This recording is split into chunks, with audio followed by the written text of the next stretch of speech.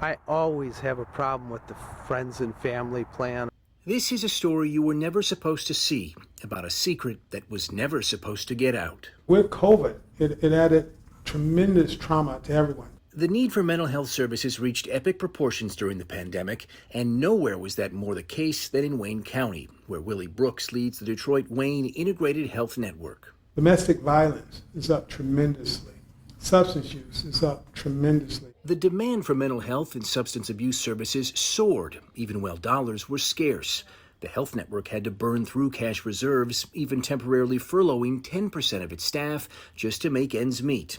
But at the same time, CEO Willie Brooks was keeping a secret on his payroll. A year earlier, he told his son-in-law Sean Riopel about an attorney's job opening up in his office. Riopel, seen here on Facebook, was interviewed by a panel, judged the best candidate, and hired in August 2019 at a salary of over $100,000. But both men never told anyone they were related, and that's just the beginning. How serious is this?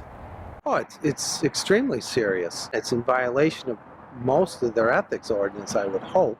Brendan Dunleavy spent years ferreting out nepotism and corruption inside Wayne County as its Auditor General. If you need to get rid of somebody for poor performance, you have to have the ability to do that.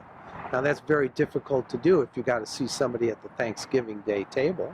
Only months into the job, Riopel was getting bad marks at work. According to internal records, his bosses said he had a number of performance issues, including failure to meet deadlines, refusal to accept complex assignments, and failure to complete work in an acceptable manner. Things only got worse, and last July, Riopel was called in for a meeting with his supervisor where she planned to discuss a performance improvement plan or termination. But at the last minute, Riopel's father-in-law, the CEO, intervened, records show, making a surprise appearance that diverted the discussion to something else. His son-in-law kept his job, and both men kept their secret. He failed to follow rules. He knew he failed to follow rules. The son-in-law knew that he failed to follow rules. And the rules were about to be broken again. Even though he just narrowly avoided termination, Sean Riopel was about to be promoted. In November, Willie Brooks bumped his son-in-law up from legal counsel to deputy general counsel, and again told no one they were related.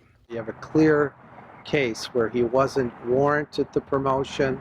Every indication was that he didn't deserve the promotion, and because it was the friends and family plan, you gave it to him anyways. All this came to light just last month, only after we got a tip that helped unravel this whole secret. 1 week after we asked the health network about Riopel and Brooks' relationship, Sean Riopel abruptly resigned from his position, and Willie Brooks is now facing discipline. Who's ever in charge, they set the tone for the organization. And you've got a guy there that just set the tone for that organization.